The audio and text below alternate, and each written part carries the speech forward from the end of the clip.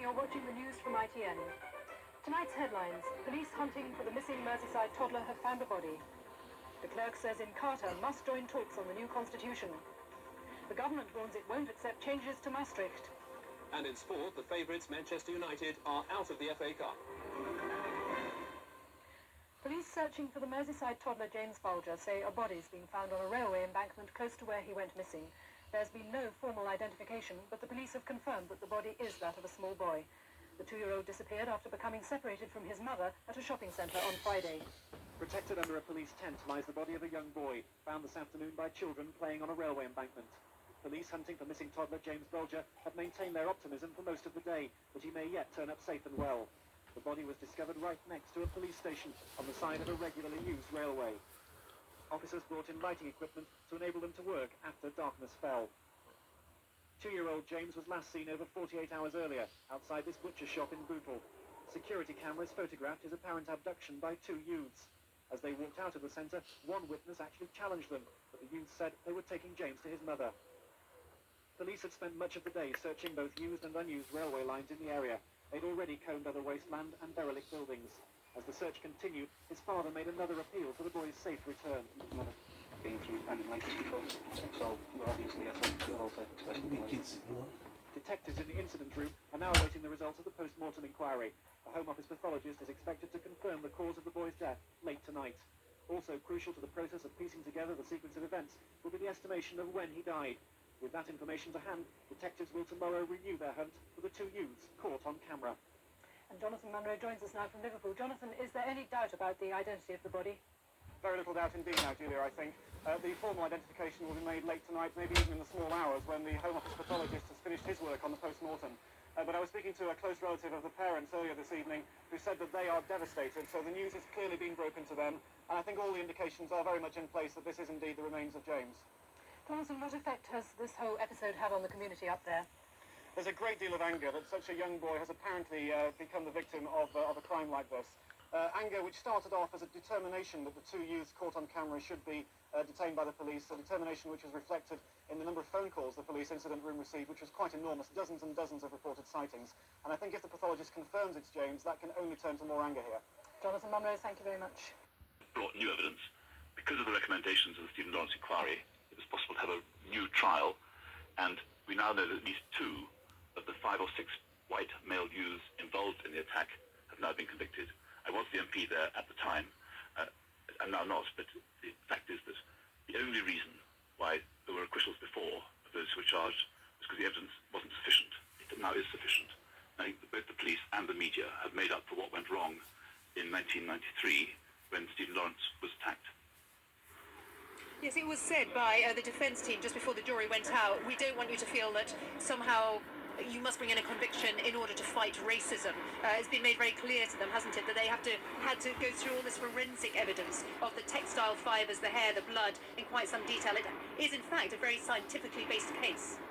That's true. It's also true that some of those who were suspects originally were pretty certainly, or if the evidence which was then available and had been presented in court, would have been convicted before of an unprovoked attack on a white person. So although this was a racially motivated attack, some of the people suspected, well, there was pretty clear evidence, except that the person they attacked was bought off, in my view, that they'd attacked white people as well. So these people just included those who were very badly brought up, behaved very badly, and whose lives, and they threatened others' lives, including Stephen Lawrence, who they actually killed. The real lesson I learned from this, beyond the obvious ones about policing and media coverage, and to some extent political reaction, is this: if more people could be brought up by parents like Doreen and Neville Lawrence, their children had activities, they had worthwhile lives, and fewer people continue to be brought up the way some of the attackers were brought up, we'd be a far better society. What would you say, Mr. Bottomley, about the way the police have responded? The Macpherson inquiry, public inquiry, triggered by this killing, talked about institutional racism, and the police are stressing, will stress later today, the strides they've made. But what would your judgment be? Well, my judgment is that some of the police reaction did have a racist bias to it, and they weren't the only ones. When I said to some of the media 2 days after Stephen was attacked and died, and Dwayne Brooks also was a victim in this attack, that why hadn't there been national coverage? A white woman had been shot in Hertfordshire, national coverage. A black young man had been attacked unprovoked in Eltham, a place where that kind of thing did not happen. And there was no reaction at all. And media said to me, in effect, you know what it's like in South East London. But what it's like in South East London, lots of people like Dorian and Neville Lawrence bring up their children well, good activities. And the media had jumped to the same conclusion that perhaps some of the police had. But having said that, the first police reaction by Secretary Inspector John Philpott, who called a meeting at Greenwich Town Hall, got the community together within 24 hours of the attack and death of Stephen Lawrence, was exemplary. Much of the police work was good. The fact is some of it was not good, and that's what the inquiry covered. So the police can rightly say they've learnt a great deal, but few of us can yet say that the colour of our skin is no more important than the colour of our eyes or the colour of our hair. It's something you notice doesn't tell you what it sounds like to be a victim or a criminal, a police officer, or someone who's in prison. So I think there's more to do, but much progress has been made, and I congratulate the police on their re-examination of the evidence and the way they presented it in court. Well, Peter Bottomley, former MP for Eltham, thank you so much for joining us here on BBC News. Just to remind you, our viewers, of the atmosphere in court when Gary Dobson and David Norris were found guilty of murder. We are just hearing that just before the verdict, David Norris raised his fist to the public gallery. We're not quite clear what that means. That was a gesture he made. Gary Dobson turned to the jury and said, "You've condemned an innocent man. I hope that you can live with yourselves." And just police are confirming that the Lawrence family... Doreen and Neville will be coming out to speak to the press later today. Let me tell you what's happening right now. We're not finished with proceedings in court. The guilty verdicts have come out, but we have still to hear the mitigation proceedings, where the teams for the two men, the two convicted men, Dobson and Norris, will be allowed to plead mitigating factors, such as the fact that they were 16 and 17 at the time when Stephen Lawrence was murdered. So there's mitigation hearings taking place. After that, we expect to hear more from the family, from the police, from the Crown Prosecution Service. We will keep you abreast of all of those. We just want to give you the bigger picture now with this report from our Home Affairs correspondent, Tom Simons. An unprovoked racist attack near a London bus stop. A young black man fatally stabbed. A notorious unsolved murder. As the police watched their suspects and public anger boiled over, a bereaved family fought for justice. Today, after 18 years, they got it. Gary Dobson is convicted of murder following the scrapping of the so-called double jeopardy law. He'd been acquitted in the 1990s. David Norris had never been charged. At every turn of this legal saga, from murder to verdict, Neville Lawrence, Stephen's father, has been there. Stephen's mother, Doreen, too, a fierce campaigner for her son. I don't forgive the boys who've killed Stephen. They took away Stephen's life. And there's nothing in them, in their behaviour or anything to show that they regret what their actions have done and the pain that it's caused us as a family. The attack was over in seconds. The gang surrounded Stephen, shouted racist abuse and left him with 2 deep knife wounds before running off. I think it was just in their minds was one of just absolute hate and a wish to inflict maximum injury to whoever they would have come across. But I think in Stephen's case, sadly, just because he was a black boy in Eltham walking along the road. Within days, the police began receiving notes from people in this area, suggesting the names of those who might have been involved. David Norris, Gary Dobson, 2 brothers, the Acorns, and Luke Knight, among others. If they had moved quickly, fresh forensic evidence could have been seized. But the investigation got off to a disastrous start. It took 2 weeks to make arrests. At home, around the corner from the murder scene, Dobson lied to one officer that he hadn't left the house. His parents also claimed he'd stayed in. Even when arrested, the 17-year-old denied knowing David Norris, but police had proof he was lying. These surveillance pictures of them together. They had to release their suspects, though. They tried fitting a covert camera the following year in Dobson's flat. They watched the friends, their racist ranting, their obsession with knives. When I go down Captain places like that, I'm telling them, I'll take one of them, skin a black guy, torture and set him alive. But the suspects seemed to know the camera was there. They admitted nothing. Nosy I'll tell you that. A waste of the taxpayers' money.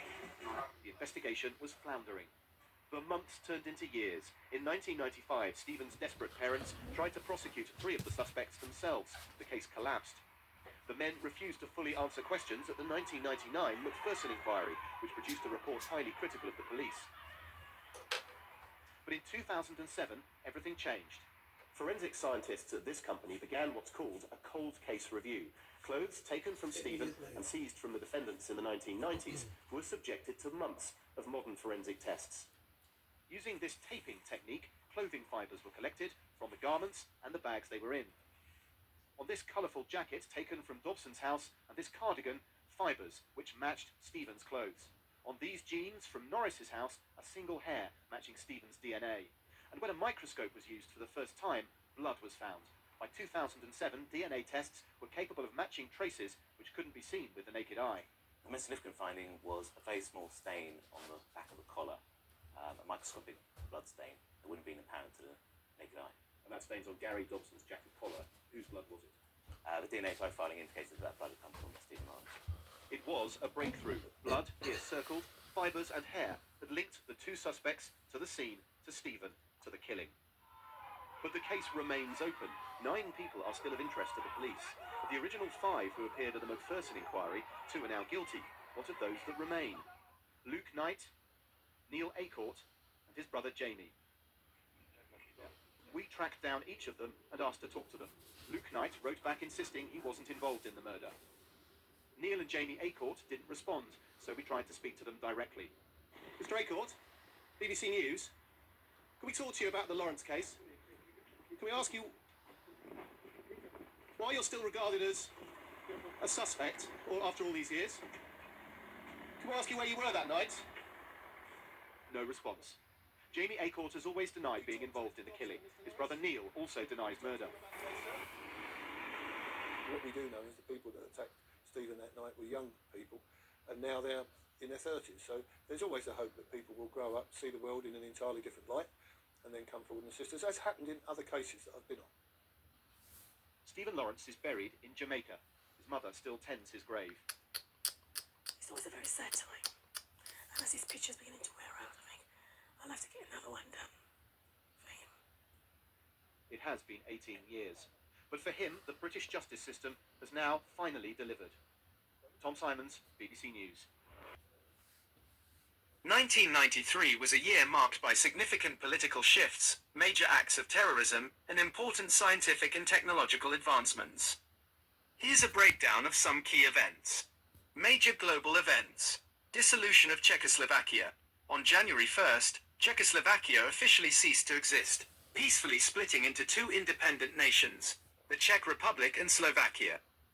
European Union established. The Maastricht Treaty came into effect on November 1st, formally establishing the European Union, EU, eliminating trade barriers and creating a single market. World Trade Center bombing. On February 26th, a terrorist bomb exploded in the parking garage of the North Tower of the World Trade Center in New York City, killing 6 people and injuring over 1,000. The Israeli-Palestinian Peace Accord, the Declaration of Principles, was signed on the White House lawn, marking a historic step towards peace between Israel and the Palestine Liberation Organization, PLO. Russian constitutional crisis. In October, a political crisis in Russia escalated, with President Boris Yeltsin's forces clashing with a rebellious parliament, culminating in the shelling of the Russian White House. Somalia conflict. UN forces continue to face challenges in Somalia, with a significant incident in October where 18 US Rangers and an estimated 500 Somalis were killed in a battle in Mogadishu. South Africa. South Africa officially abandoned its nuclear weapons program and adopted a majority-rule constitution in November, paving the way for its first multiracial democratic elections. United States specific events. Bill Clinton's inauguration.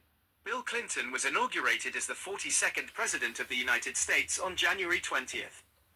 Waco siege. A 51-day standoff between federal agents and the Branch Davidian religious cult in Waco, Texas, ended tragically on April 19th with a fire that killed 76 people. Don't ask, don't tell policy. President Clinton announced that "don't ask, don't tell" policy regarding homosexuals serving in the military, allowing them to serve as long as their sexual orientation wasn't openly acknowledged. Ruth Bader Ginsburg. Ruth Bader Ginsburg was appointed and sworn in as the 2nd female, and 1st Jewish female, Supreme Court Justice. NAFTA approved. The North American Free Trade Agreement, NAFTA, was approved by the House of Representatives and the Senate. Brady Bill signed. President Clinton signed the Brady Bill, implementing stricter regulations on firearm purchases. Science and technology. World Wide Web growth. The World Wide Web began to gain wider traction with the release of the Mosaic web browser. Pentium processor. Intel shipped the first Pentium chips, a significant advancement in computer processors. Hubble Space Telescope repair. The Space Shuttle mission STS-61 was launched to the Hubble Space Telescope, installing corrective optics that greatly improved the telescope's imaging capabilities. PDF format. Adobe published the first version of the PDF, portable document format. Jurassic Park. The film Jurassic Park made pioneering use of computer-generated imagery, CGI, for realistic moving images of dinosaurs. Culture and other events. James Bulger murder. The horrific murder of 2-year-old James Bulger by two 10-year-old boys on Merseyside, England, shocked the nation. Michael Jackson accusation. A 13-year-old boy accused Michael Jackson of fondling him, leading to an out-of-court settlement. River Phoenix's death. Actor River Phoenix died of a drug overdose at the age of 23. Manchester United. Manchester United became the first champions of the newly formed FA Premier League. This is not an exhaustive list, but it highlights some of the most impactful events of 1993. For Richard Darling, this £70,000 sports car is just one of the spoils of victory. It was in these converted farm buildings in Warwickshire that he and his brother nurtured and then perfected their invention. It costs around £40 and it makes computer video games easier or harder. The giant Nintendo company, claiming breach of copyright, took action in America to stop it being sold, but they failed. Worldwide, sales of the Darling Brothers gadget have exceeded £65 million. Although some video buffs love it, as it can make games last longer, others don't think it's worth it. I like to play with what they've given you and to feel that I completed it the way they packaged the game, you know. I don't think they're worth it because you're paying £40 for it and it's just to cheat the game. I mean, you buy a game to play it, not to cheat it. Just run through the baddies to the end. It's not worth it. For highway, it is called Internet.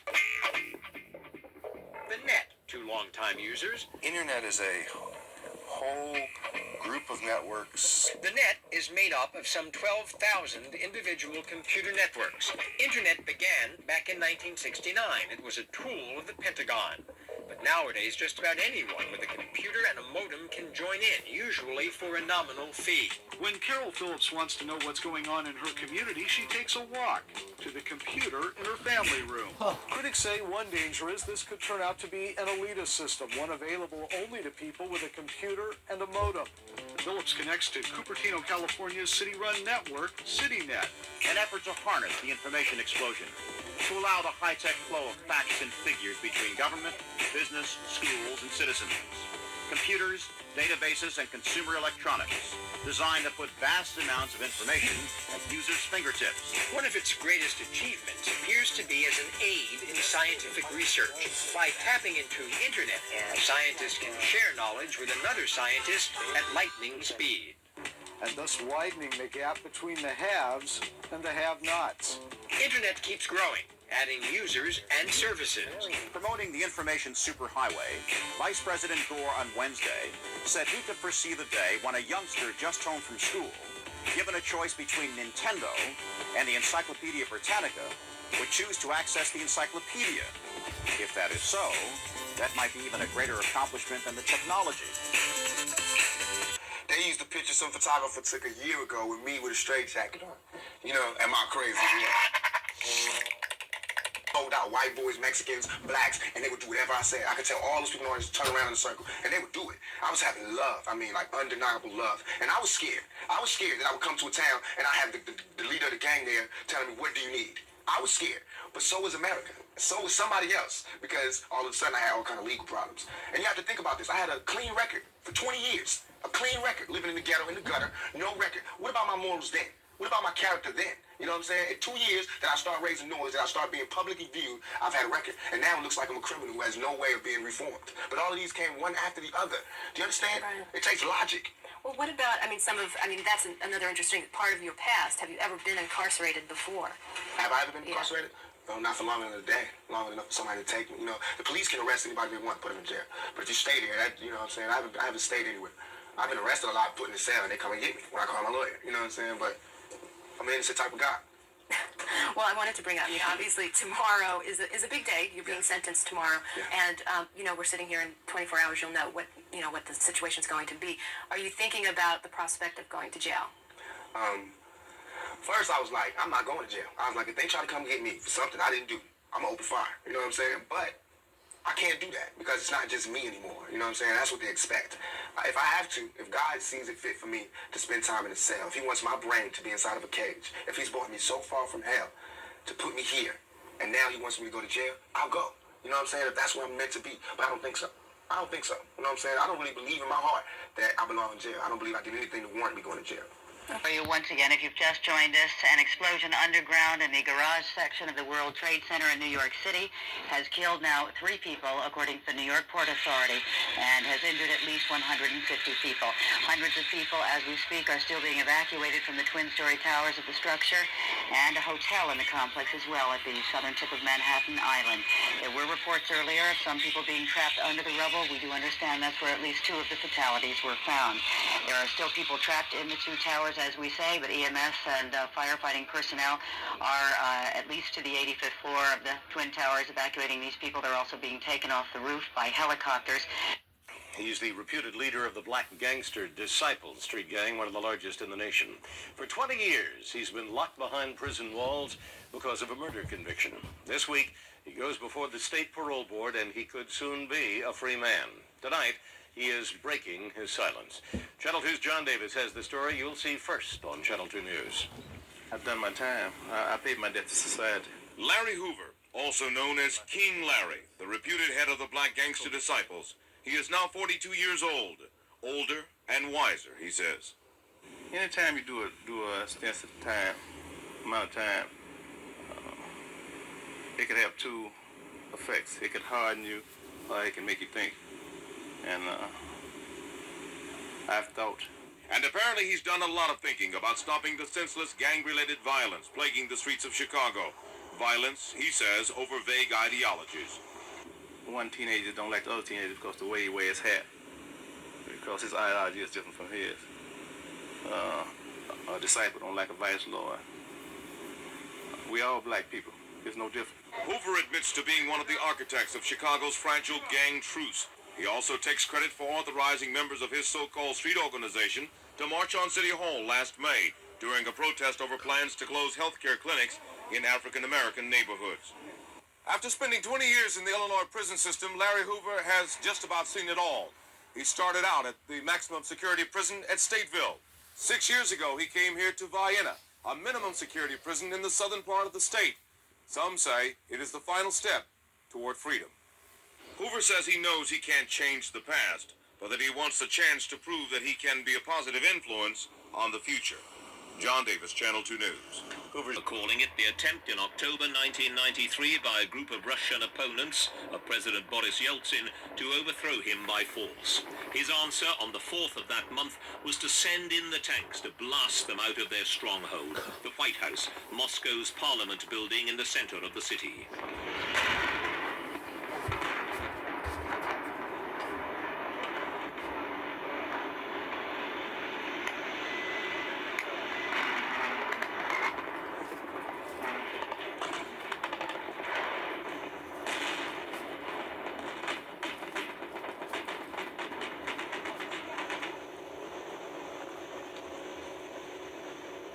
The people the troops were trying to dislodge were a mixed group of hardline communists, right-wing nationalists, and those who'd lost power to the new men brought in by President Yeltsin to force through his economic reforms.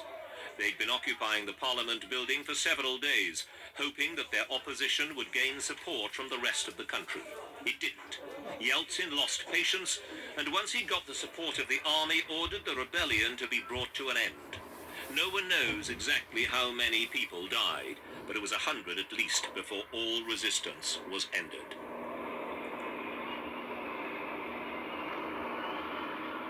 Area at the Frontera Women's Prison in Corona. A small woman, Brenda Spencer, strikes you as quiet, reserved, polite, and intelligent. She told me that on that Monday morning in 1979, she was hallucinating after a week of drinking whiskey and taking the powerful drug PCP, a drug she says she bought at school. What does she remember about that morning? Do you remember the gun? Mm-hmm. I remember the rifle because I had gotten that a month previous. As a Christmas present? Yeah, it was for Christmas. From your father? Mm-hmm. Do you remember loading the gun? Do you remember pointing the gun?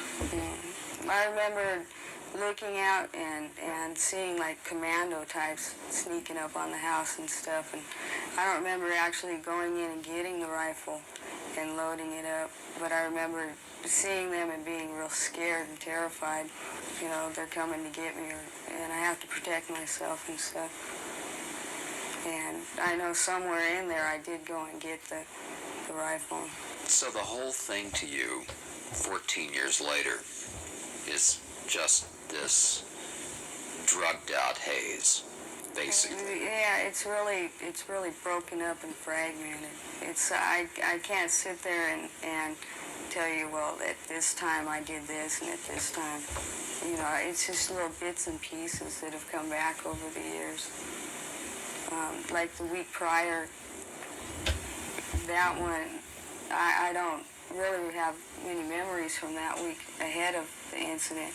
And the week after, I was asleep. I was coming down off the street drugs, and even that week, I don't really have a whole lot of memories of it. It's like I slept a lot, and I was going through withdrawals and things. Brenda Spencer told me what she did that day was not first-degree murder, which takes planning, but the lesser crime of manslaughter. I don't sit here and plan on how to go out and kill people and stuff like that. That's not how I am or who I am. And how it was presented, it made me look like that. There were allegations that Brenda Spencer got the rifle, loaded it, planned all of this, and shot those people. Yeah, and they made it look like, you know, just for the fun of it and stuff, which is totally senseless. There's every day I live with, you know, the knowledge that I took the lives of two men, and that's real difficult. Right now. Mitch Duncan, News 8. But a firestorm of controversy rages on after the assault on the Branch Davidian compound. Officials are starting to look for answers after doomsday in Waco. This morning, investigators began sifting through the embers of the Waco compound, searching for the bodies of more than 80 cult members believed killed in the fire. In Washington, President Clinton says he gives his full support to the decisions made by the Attorney General and the FBI to end the siege. But the family members of those killed in Waco have bitter words for those they say must bear the responsibility for needless death. Under the blistering Texas sun, investigators comb the smoldering remains of the Branch Davidian compound. More than 80 people are believed to have died in yesterday's fiery conclusion to the 51-day siege, 24 of them children. Today, the FBI said it's not responsible for the deaths. Those children are dead because David Koresh had them killed.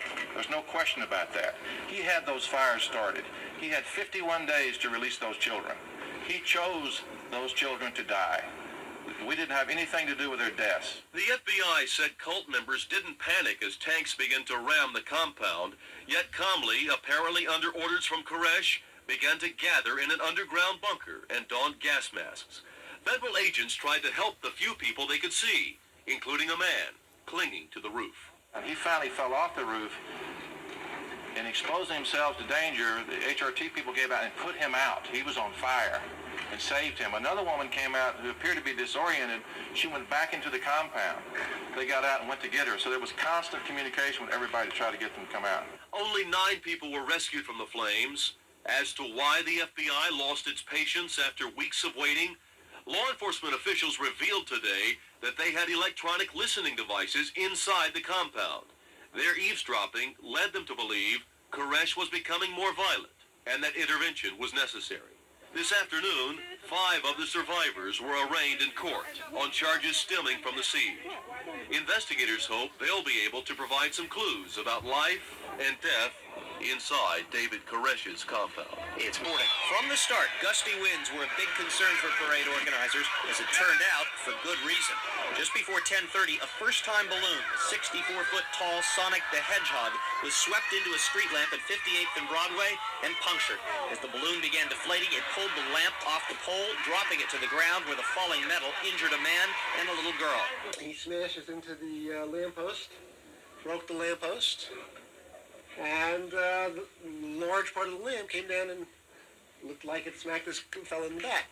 Fell right into the crowd. Yep. The man was taken to Roosevelt Hospital with a shoulder injury and has been listed in satisfactory condition. The little girl was treated at the scene.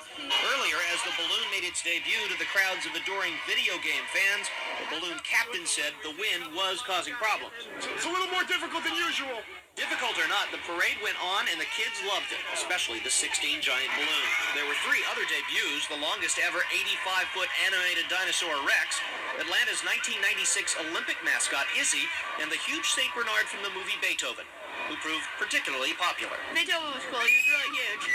Why do you like coming every year? Well, it's really exciting. A lot of people. It's good. I like the Beethoven one. What about Bart?